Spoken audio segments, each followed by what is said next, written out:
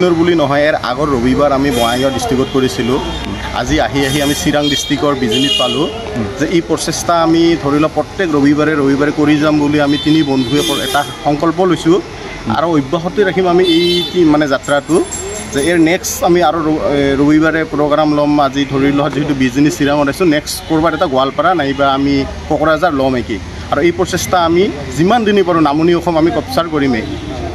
তিনি বন্ধু কি নাম আপোনালোকৰ? মোৰ নাম নমস্কাৰ, মোৰ নাম বিকাশ বৰ্মন।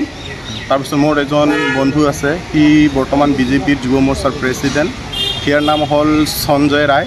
আৰু মোৰ এজন বন্ধু আছিল মোৰ আগত পুৰাণি একেলগতে আমি সংগ্ৰাম কৰা, তেওঁৰ আমাৰ চাপৰাঘাটত তেওঁৰ নাম লোহিত ৰায়। আপোনালোকে তিনিজনে মিলি প্ৰথম প্ৰচেষ্টা হাতত লৈছিলোঁ, চিন্তা ধাৰণা আহিছিল। ডিষ্ট্ৰিক্টত কৰিলে আজি আমি এতিয়া উপস্থিত আছোঁ আমি চিৰাং জিলাৰ বিজনী চহৰত। তো এই বিজনী চহৰত আমি ইতিমধ্যে এইটো প্ৰথম আমি মানসিক বিকাৰগ্ৰস্ত লগ পালোঁ, যিগৰাকীয়ে নেকি বহুত দিনৰ পৰা তেওঁ গা ধোৱা নাই, বহু বছৰ ধৰি হয়তো তেওঁ চুলি কটা নাই, তেওঁৰ দাঢ়ি চুলি বহুত দীঘল হৈ গৈছে, চুলিবিলাকত জঁট বান্ধি গৈছে, তেওঁৰ মূৰত মানে একদম কাটি দিয়াতে আমি গম পালোঁ যে যিহেতু তেওঁ বহুত দিনৰ পৰা গা ধোৱা নাই, চুলি নকটাকৈ আছে, তেওঁৰ মানে অলপ মূৰত অলপ বহুত লেতেৰা জমা হৈছে, মানে ঘাৰ নিচিনা অলপ আমি দেখা পাইছোঁ। এইটো হ'ল আমাৰ আজি চিৰাং জিলাৰ আজি প্ৰথম বিজনী চহৰত আমাৰ এইটো আমি চুলি কাটি দি আছোঁ, এতিয়া পৰিষ্কাৰ কৰি আছোঁ।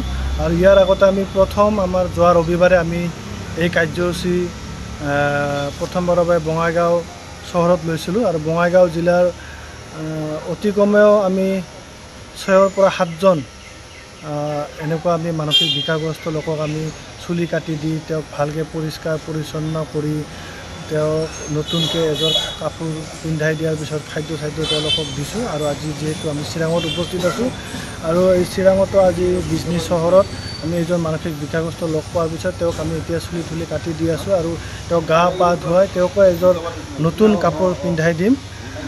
এই কাৰ্যসূচীটো অকল আমাৰ চিৰাং আৰু বঙাইগাঁৱতে সীমাবদ্ধ নাথাকে, এই কাৰ্যসূচীটো আমি বেলেগ জিলালৈকে আমি বিস্তাৰ কৰিবৰ কাৰণে আমি চেষ্টা অব্যাহত ৰাখিম।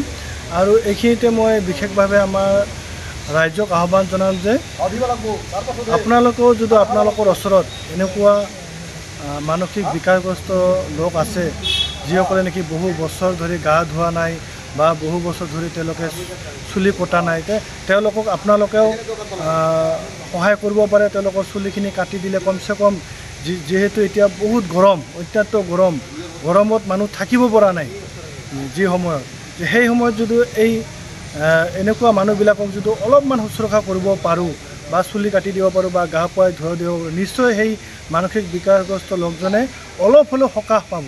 তো ৰাইজ আপোনালোকেও যাতে এইখিনি কাম হাতত লয়, কাৰণ আমি গোটেই অসমত আমি যোৱা সম্ভৱ নহয়।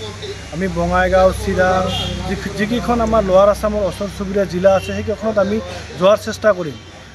আৰু আপোনালোকে যিখিনি পাৰে আপোনালোকে চেষ্টা কৰক, কাৰণ অত্যন্ত গৰম। এইখিনিয়ে অসম চৰকাৰ বা আমাৰ কেন্দ্ৰীয় চৰকাৰক আহ্বান জনাম যে এনেকুৱা ধৰণৰ মানসিক বিকাৰগ্ৰস্ত লোকসকলৰ কাৰণে যদি আমি কিবা এটা কৰিব পাৰোঁ বা তেওঁলোকক ৰখাৰ কাৰণে বা তেওঁলোকক চুলি কাটা দিয়াৰ কাৰণে বা তেওঁলোকক ৰখাৰ কাৰণে ইতিমধ্যে চৰকাৰে বিভিন্ন ঠাইত তেনেকুৱা মানসিক বিকাৰগ্ৰস্ত লোকসকলক ৰখাৰ কাৰণে বিভিন্ন ধৰণৰ ব্যৱস্থা লৈছে। তথাপিও আমি যিহেতু কিছু লোক তেওঁলোকে তেনেকুৱা কেম্পত বা তেনেকুৱাত নাথাকে, তো সেইসকল লোকক শুশ্ৰূষা কৰাৰ কাৰণে আমি এই পদক্ষেপ লৈছোঁ আৰু এই পদক্ষেপটো আগন্তুক দিনতো আমি চলাই যাম।